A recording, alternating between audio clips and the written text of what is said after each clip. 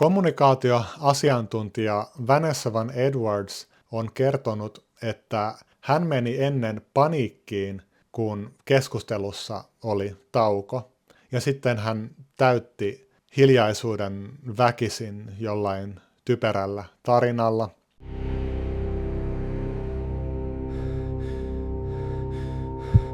Söin aamupalaksi paljon puuroa.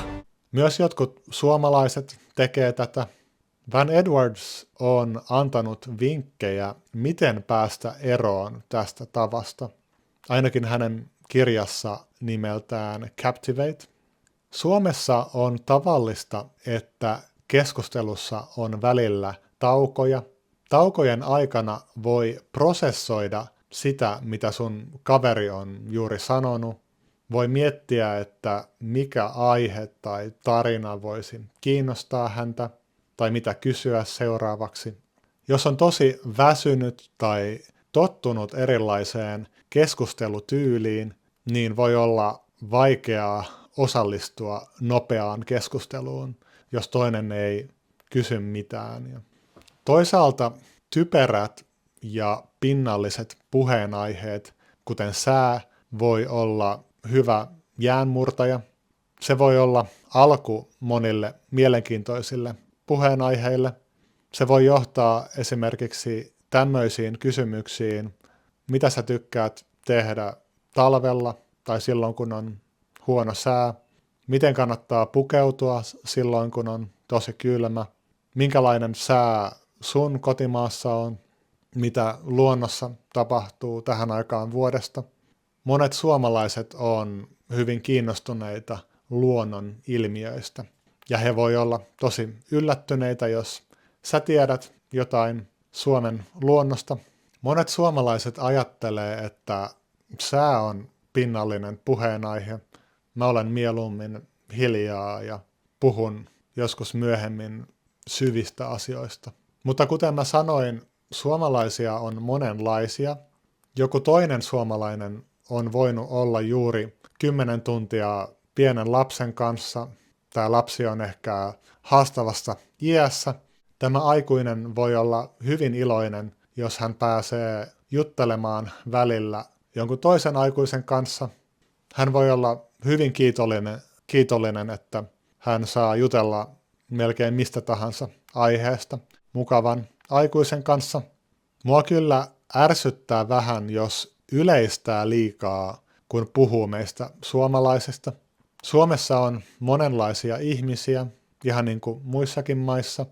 Nykyään on myös suht yleistä, että suomalainen on asunut jossain vaiheessa ulkomailla, ja usein he tuo ainakin joitain vaikutteita sieltä mukanaan Suomeen. Monilla on nykyään toinen vanhemmista ulkomaalainen. Monilla on mamupuoliso, niin kuin mulla on. Lisäksi Suomessa on alueellisia eroja. Joissain osissa Suomea on tavallisempaa, että puhutaan enemmän ja nopeammin. Tämä henkilö, joka näyttää tavalliselta suomalaiselta perunanenältä, saattaa olla kotoisin sellaiselta alueelta tai hänen perhe on sieltä. 5% suomalaisista puhuu äidinkielenään ruotsia, eli he on suomenruotsalaisia. Mun äiti on yksi heistä ja mun isän puolelta mun iso-isä. Suomenruotsalaiset näyttää yleensä samalta kuin suomalaiset, mutta suomenruotsalaisessa kulttuurissa on joitain eroja. Keskimäärin he on ehkä vähän vähemmän ujoja, he osaa usein loistavasti englantia, osittain siksi, että ruotsi on läheistä sukua englannille. Suomessakin on ihmisiä, joilla on joku neuropoikkeavuus, kuten ADHD tai kaksisuuntainen mielialahäiriö. Keskustelut heidän kanssa voi olla hyvin eloisia ja mielenkiintoisia. Me voidaan kysyä, että miksi suomalaiset ei ole ystävällisiä, mutta ehkä parempi kysymys on tämä, miten mä voin ymmärtää paremmin suomalaisten ajattelutapaa.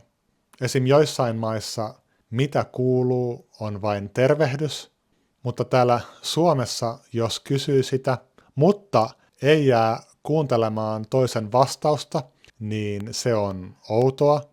Suomalainen voi ajatella, että ai jaa, sä et ole kiinnostunut mun elämästä.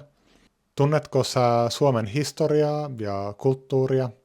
Mä uskon, että jos katsoo muutamakin lyhyttä YouTube-videota näistä asioista, niin se voi lisätä keskustelun aiheita suomalaisten kanssa. Kuten mä sanoin, monet miehet ja jotkut naiset ei osaa avautua, he ei osaa puhua monipuolisesti syvistä asioista. He puhuu ehkä faktoista, videopeleistä, politiikasta ja urheilusta ja semmoisista asioista.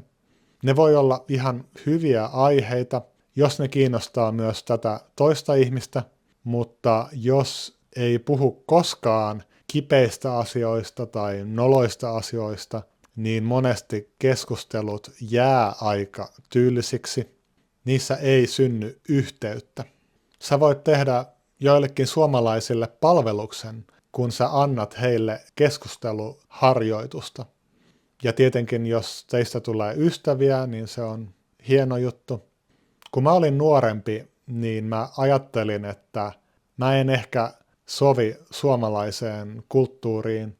Nykyään mulla on sellainen rento itseluottamus, että kun mä tapaan uuden ihmisen mistä tahansa kulttuurista, niin mä voin sanoa itselleni, että todennäköisesti meillä tulee olemaan miellyttävä keskustelu, ainakin jos meillä on joku yhteinen kieli, muuten se voi olla vähän vaikeaa. Mä en syntynyt tämän kyvyn kanssa. Mä olen lukenut keskustelutaidoista, mä olen kuunnellut asiantuntijoiden haastatteluja, mä olen kokeillut heidän vinkkejä mun elämässä. Mäkin olen tehnyt tyhmiä virheitä keskusteluissa. Jotkut on ajatellut, että toi Max on friikki, mutta mä olen oppinut niistä. Mä olen välillä loukannut ihmisiä, nykyään harvemmin, koska mä ymmärrän nykyään vähän paremmin kuin ennen, miten meidän ihmisten aivot toimii ja minkälaisia tarpeita meillä kaikilla on, vaikka kaikki ihmiset ovat myös ainutlaatuisia. Monta vuotta sitten mä ajattelin, että jos mä odotan, niin jotkut kivat ihmiset tulee juttelemaan mulle. Joillain se voi toimia, mutta nyt mä ajattelen, että elämä on lyhyt ja nuoruus on vielä lyhyempi. Mieluummin mä käytän sitä niin, että mä juttelen vähän enemmän ihmisten kanssa. Ja jos mä osaan itse aloittaa keskusteluja, niin elämä on paljon hauskempaa. Melkein kaikki asiat elämässä on helpompia, jos osaa luoda nopeasti yhteyden muihin. Ja mä uskon, että se on asia, mitä pitää vähän opiskella ennen kuin siihen pystyy, ellei ole joillain tavoin vähän onnekas. Mä olen tehnyt myös muita videoita, joissa mä selitän suomalaista kulttuuria ja annan vinkkejä hyviin keskusteluihin. Joissain videoissa mä esimerkiksi kerron, mitä mun mielestä kannattaa kysyä ihmisiltä, jos haluaa, että sulla on syvempiä ja hauskempia keskusteluja. Nähdään taas. Moi moi!